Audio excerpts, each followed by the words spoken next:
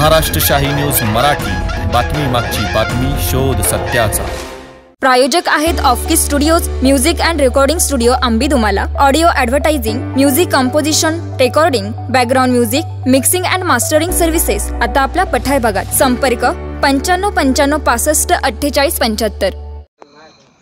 माझं नाव शाहरुख रशीद शेख, मी राहणार घारगाव। तर मला आज दुपारी जस्ट डायलच्या थ्रू एक नंबरवरून एक कॉल आला। त्या माणसाचं नाव होतं शिवकुमार। तो आर्मी ऑफिसर असा भासवत होता स्वतःला समोरून।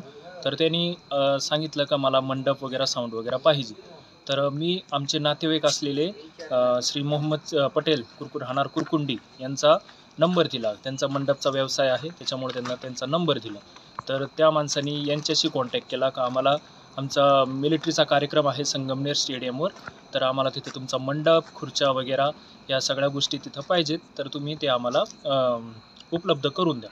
तर यांनी मोहम्मद शेख यांनी त्यांच्याशी कॉन्टॅक्ट साधून त्यांच्याशी काय व्यवसायासंबंधी बातचीत करून खुर्च्या, टेबल, साऊंड वगैरे, मंडप 60x100 यांचा सगळ्यांचा मंडप हा सगळा गाडी भरून त्यांना व्हॉट्सअपवर आमची गाडी निघाली आहे, मागून पुढून पूर्ण गाडीचे फोटो वगैरे, गाडी भरलेलेचे फोटो मागवण्यात आले त्यांच्याकडून।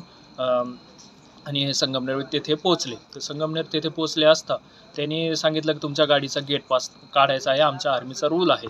तर त्या गेट पाससाठी यांनी परत गाडीचे फोटो टाकले का आमची गाडी इथं भरून आलेली आहे। तर त्यांनी अजून ॲडिशनल सामान म्हणून अजून खुर्च्या लागत आहेत, तर ते खुर्च्या पण लागतील आम्हाला म्हणून मोहम्मद शेख यांनी आळेफाटा इथून भाड्यातत्वावर त्यांनी त्या खुर्च्या आणल्या। त्याच्यात त्यांनी 7000 रुपये त्याला भाड्यातत्वावर दिले आळेफाट्यावाल्याला। तर ह्या सगळ्या खुर्च्या, मंडप वगैरे सगळे सामान घेऊन हे संगमनेर येथे पोहोचले। त्या संगमनेर येथे पोहोचले असता ते म्हणे का तुम्हाला आम्ही ॲडव्हान्स पाठवतो। तर हे म्हणे का ठीक आहे, आता गाडी आली तर द्या पाठवून ॲडव्हान्स। तर यांनी सांगितलं त्यांना का माझ्या ह्या नंबरवर ॲडव्हान्स नाही पाठवता येणार, तर मला घरी माझ्या जो मुलीचा नंबर आहे, माझ्या मुलीकडे नंबर आहे, तो त्याच्यावर तुम्ही ॲडव्हान्स टाका। तर त्या माणसाने आधी त्याच्यावर 5 रुपये टाकले घरच्या नंबरवर। तर त्या घरच्या नंबरवर 5 रुपये टाकले असता त्या माणसाने परत 10 रुपये रिटर्न केले का ठीक आहे व्यवहार होतोय म्हणून। तर यांना पण विश्वास पटला घरच्यांना का ठीक आहे आता आपण त्यांचा ॲडव्हान्स येईल। तर त्या माणसाने एक QR पाठवला, जो QR सेट होता 15,000वर। तर 15,000वर सेट होता। तर आता घरच्या माणसांचा भोळ्या बाबड्यांचा स्वभाव, तर त्यांनी तो QR स्कॅन करून 15,000 रुपये त्याच्यावरती रक्कम आली, तर त्या रक्कमेवर त्यांनी ते पाठवून दिलं। तर ठीक आहे, ते प्रोसेसिंगला पडलं असं भासून त्या माणसाने म्हणले का आमचं तुम्हाला 15,000 रुपये रिटर्न येतील, तर आणि त्यासाठी आम्ही इकडून 15,000 पाठवलं। पण ते असं दाखवलं का प्रोसेसिंगला पडले।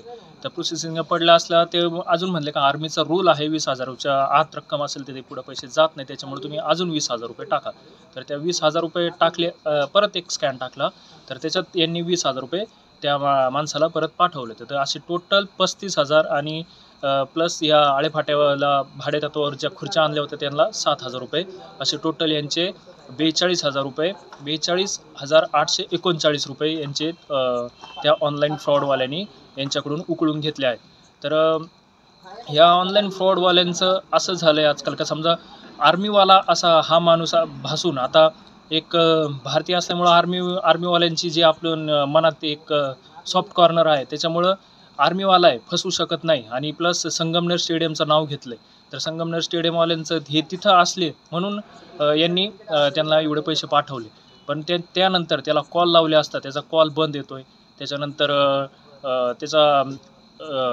त्याला परत कॉल लावले तर यांचे सगळ्यांचे 2-3 नंबर ब्लॉक लिस्टला टाकून दिलेत। तर अशा ही घटना घडली आज।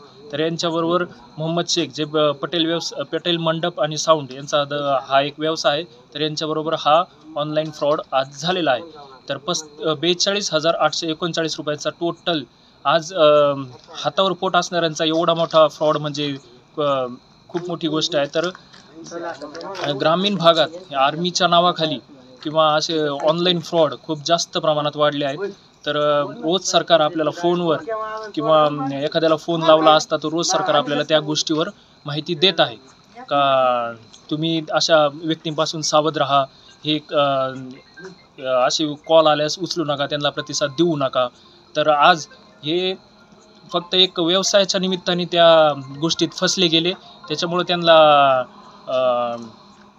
भोळ्या भाबड्या आणि ग्रामीण भागातल्या त्याच्यामुळं त्यांना समजलं नाही का पुढचा माणूस काय करतो आहे. तर माझी एक इकडं सगळ्या नागरिकांना एक अशी विनंती आहे का असे कॉल तुम्हाला पण येत असतील तर कृपया बँकेशिवाय कुणालाही आपल्या पर्सनल इन्फॉर्मेशन, बँकेची इन्फॉर्मेशन कुणालाही प्रोव्हाइड करू नका किंवा कुणालाही देऊ नका ती इन्फॉर्मेशन. आपण ह्या गोष्टीपासून कसं सावध राहता येईल ते आधी बघा. आज हे फसलेत तर तुम्ही फसू नका अशी मी सगळ्यांना एक कळकळीची विनंती करतो. या संदर्भात कुठं तक्रार वगैरे केली आहे का काही? आम्ही सायबर क्राईमला यांनी एक दुपारी तक्रार ती टाकलेली आहे. सायबर क्राईमवाल्यांनी त्यांचा रिपोर्ट लिहून घेतला आहे. आता ते त्यांची पुढची कारवाई चालू आहे. महाराष्ट्र शाही न्यूज मराठी, बातमी मागची बातमी, शोध सत्याचा.